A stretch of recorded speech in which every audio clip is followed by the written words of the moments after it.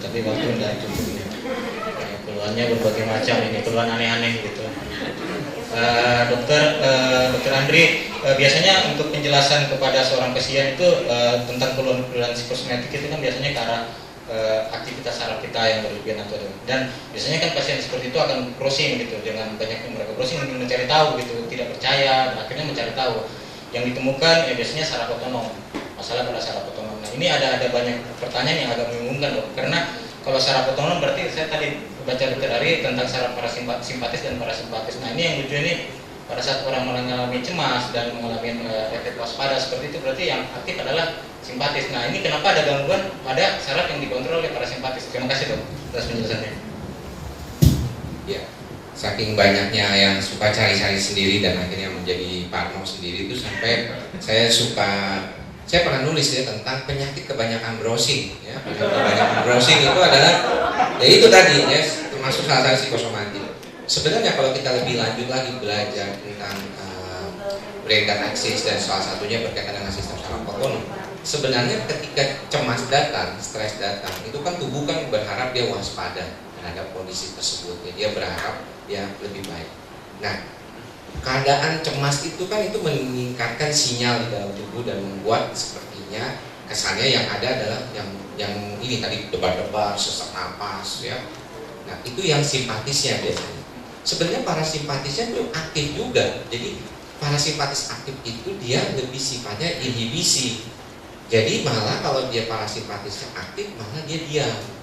Itu kalau kita berbicara tentang patofisiologi itu di dalam buku kalau anak tingkat 2 kedokteran tuh belajar tentang itu. Jadi sebenarnya otonom yang aktif itu menyebabkan simpatis dan parasimpatis aktif. Cuma bedanya kalau simpatis sifatnya eksitatori istilahnya, jadi meningkatkan semua debar-debar ini. Kalau yang itu parasimpatis jadi diam.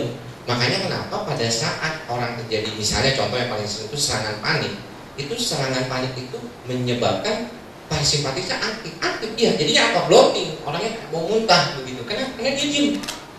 Jadi kenapa tubuh itu diam? Karena dia berupaya untuk menyiapkan energi untuk menghadapi tantangan ataupun rasa cemas itu, ataupun sesuatu yang menakutkan itu. Nah yang menariknya adalah pada beberapa kasus gangguan kecemasan itu tidak ada pemicu cemas, tapi tiba-tiba dia korslet gitu. Ya namanya serangan panik. Lagi diam-diam, lagi nonton TV atau lagi saat ini lagi santai-santai tiba-tiba kok nggak enak ya, langsung kayak budak. Wah budak terus mau muntah.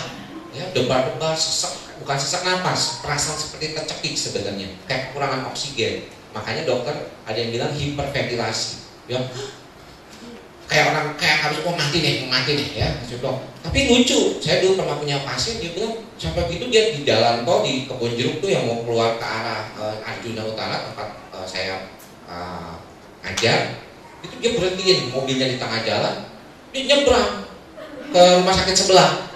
Saya bilang kalau misalnya mau sakit jantung mana bisa nyebrang pak, nyebrang tol.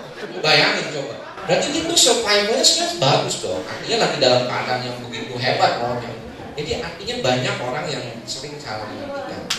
Tapi wajar sih memang begitu. Jadi kekhawatiran itu lebih baik. Nah makanya saya bilang selalu kan, kalau browsing itu harus didasari oleh sesuatu yang baik, pengetahuan yang baik. Kenapa? Kalau mohon maaf misalnya dokter dengan non dokter yang browsing itu akan berbeda. Kita misalnya mungkin perlu 3-4 jurnal dulu untuk menyimpulkan sesuatu, bahkan lebih. Saya pernah baca misalnya dokter Ari punya penelitian itu, waduh rujukannya sampai 50 lebih gitu kan. Nah kita paling cuma satu aja ditekan, waduh dimasukin ke otak. Kenapa? Karena kecenderungannya kalau yang cemas itu yang negatifnya yang diingat, yang positifnya tidak diingat.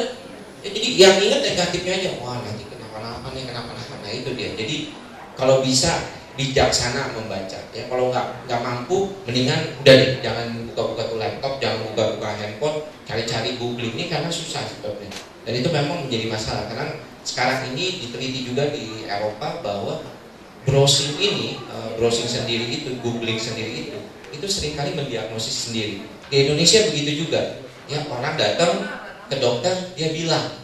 Nah makanya kemarin saya sempat dengar ada beberapa apotik ya yang sudah membuka layanan diagnosis. Wah ini bahaya nih, karena bagaimanapun diagnosis tidak bisa digantikan oleh komputer ataupun misalnya kita ngeklik tiba-tiba keluar diagnosis, itu tidak bisa. Ya, tidak bisa, tetap dokter yang harus mendiagnosis itu. Makanya kenapa kalau lewat email seperti itu kadang-kadang saya nggak jawab, ya, atau lewat Twitter, apalagi Twitter ya, apalagi di umum, apalagi kalau misalnya di forum, sebenarnya kadang-kadang susahnya itu adalah kok jadi ketahuan, jadi nggak rahasia. Sedangkan ketika si dokter sudah memberikan satu arahan pengobatan atau apa, itu sudah jadi terapeutik. Makanya ada salah satu buku dari teman di Jogja ya, Penggalihan Lambang, dokter Penggalihan Lambang itu yang dokter medsos, dokter dari medsos. Dia ada jual buku itu. Dikatakan memang ini agak sedikit tricky. Kita tuh belum ada hukumnya bagaimana memberikan layanan online seperti itu di forum ataupun di apa namanya di Twitter, di sosial media. Nah ini kadang-kadang menjadi ini, apalagi kalau disebut gitu tadi misalnya saya sebut obat seperti macam gitu. Nanti dicari, wah diobatin sendiri, hati-hati, ngobatin sendiri ini punya faktor yang sangat berbahaya juga. Jadi jangan sampai salah ngobatin diri sendiri. Sebab banyak dulu zaman benzodiazepin masih dijual bebas di bawah 2009, wah orang asik aja beli alprazolam sendiri segala macam ya. Akhirnya sekarang masalahnya banyak mengalami ketergantungan ya dengan hal itu. Mungkin teman-teman kurang banyak yang jelas tentang benzo. Benzo itu adalah yang biasa kita kenal dengan nama obat penenang. Seperti itu.